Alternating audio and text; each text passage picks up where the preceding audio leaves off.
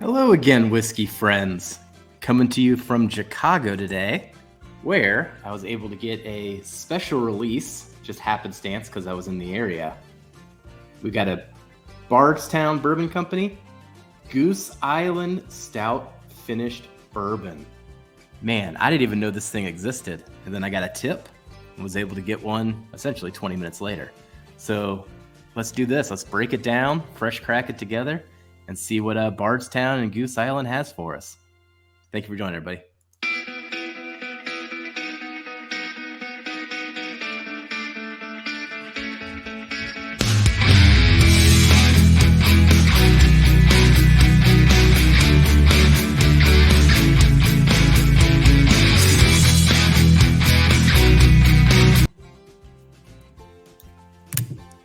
All right.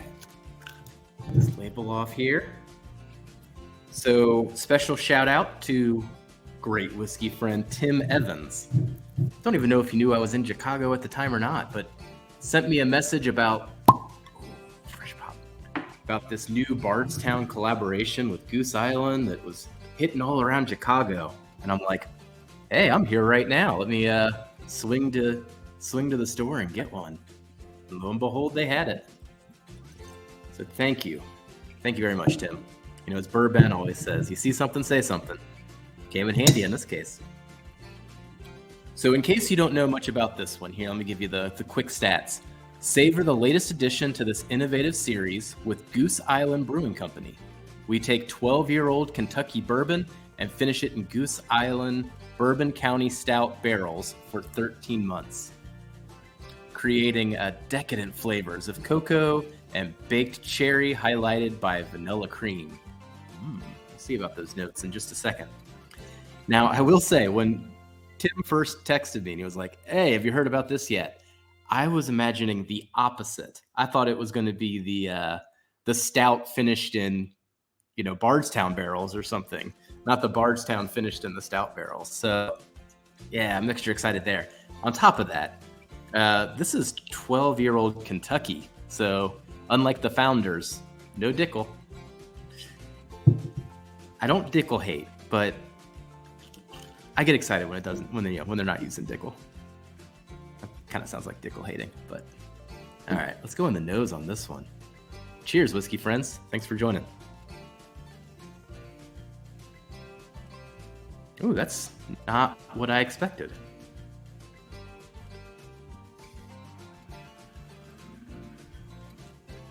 So off the nose, bready and brighter than I was expecting. I mean, shoot, this has been in barrels for 13 years with the finishing.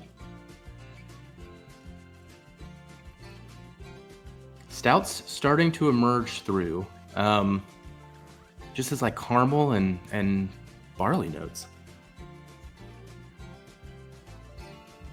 Get a little hint of raisin. Okay, so it's darkening up. Yeah, raisin, if not fig. It's kind of straddling that line. Certainly not the cocoa, the cherry, or the vanilla that they mentioned. We'll see if those things emerge in the taste.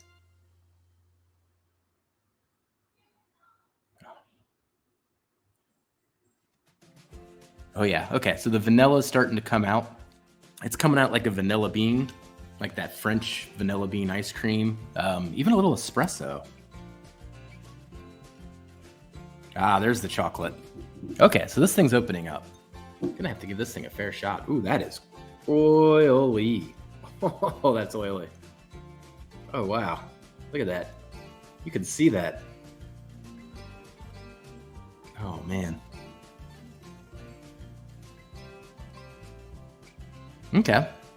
Yeah, it's those flavors that they mentioned are starting to emerge here as it sits in the glass a little longer. Less immediate stout influence compared to the founders. So the founders, definitely came across as that beer finish. Not this one. Though it is interesting because it wasn't just a stout barrel, it was a bourbon stout, originally a bourbon barrel that then had a stout, then had a bourbon in it again. Yeah, that vanilla bean's really taken over. with the espresso. Just a little hint of that fig. And then the chocolate's coming through too. You know, with that in mind, I really don't know, at least off the nose, what that 12-year Kentucky was. You know, sometimes you want to imagine it's Barton or something, but it's not giving me any markers that are pinning it to a certain distillery. But let's go in on the taste and see how it is. Cheers, everybody.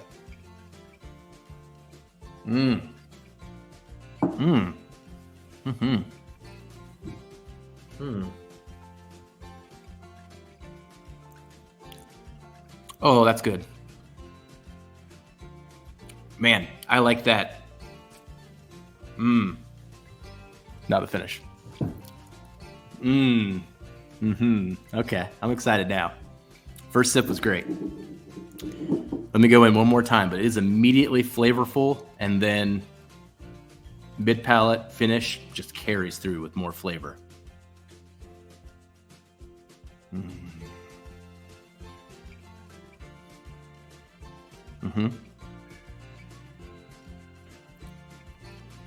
So up front, flavor bomb. It's that chocolate and the cherries that they mentioned. You know, I shouldn't have read those flavor notes. I might be putting it in my head, but man, chocolate and cherry goodness up front. That chocolate's more of a milk chocolate, nice and creamy, very sweet. I'm going to go in for another sip to talk about mid-palate, but mid-palate is where the stout definitely came in.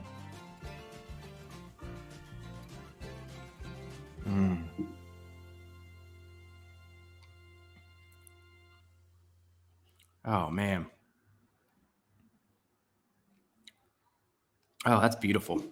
Oh, that's great finished whiskey and stout. That's the best stout finished whiskey I've ever had. No doubt. I've had a few light whiskeys that were finished in stout barrels too. That really takes on the stout. But this is a perfect balance between the whiskey and the stout. Chocolate cherry are still the dominant notes all the way through. And man, that stout comes in mid-palate. I mean, if you like the Goose Island Bourbon County stouts, you get that note. But it doesn't dominate the whiskey. It's like doing this dance with the whiskey. The finish is still going as I'm trying to get through these sentences here. Still though, chocolate cherry. Chocolate cherry vanilla. Man, I wish I wouldn't have read those tasting notes. Wish I would have. Ooh, that nose is changing. Oh, nose is getting spicier. And a bit of nutmeg in there now too.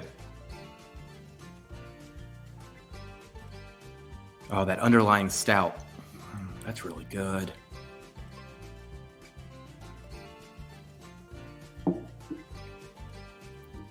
Oh, it is abundantly sweet. Oh, oak. Oh, there's a great oak note on there.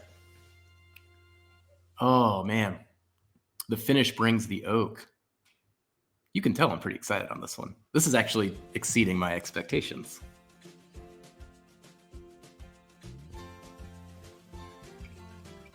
All right. One more sip. I'll try to talk more about mid-palate and the finish, but golly, you already know where this thing's going. All right. Last sip.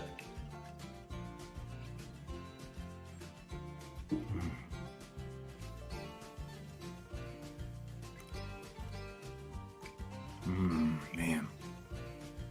Oh, that was a vanilla bomb on that sip. Oh, now the vanilla and the oak are doing a little dance, mid-palate to the finish. But it is all vanilla-y. Oh, that's lovely. Oh, man. Okay, so breaking this one down, $160 retail. Got it from Benny's here in Chicago. I mean, this is a recommend. This is fabulous. This might actually make one of my favorite whiskeys of the year. Even in terms of all of the Bardstown collaborations to this point in this series, gosh, this probably goes right behind the Chateau de la Baude Batch 1. I put it right behind there. I think it goes above all the other ones I've had. The Copper and Kings, the Founders, definitely. I'm having problems thinking of all the ones now, but this one shines. This is great. This is great stuff. This exceeds expectations. Oh man, I can't wait to share this one more. So yes, recommend. Hopefully you were able to get it. If you're in the Chicago area and these are still around on Binny's, go grab these. Like this is top-notch pour. The best beer stout finished whiskey I've ever had.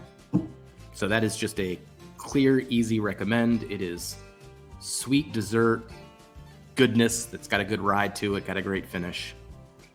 I don't think I can say much more than that. Man, that was really good. All right. Well, thanks for joining Whiskey Friends for that really good adventure, and I'll catch everybody later. Bye, everybody.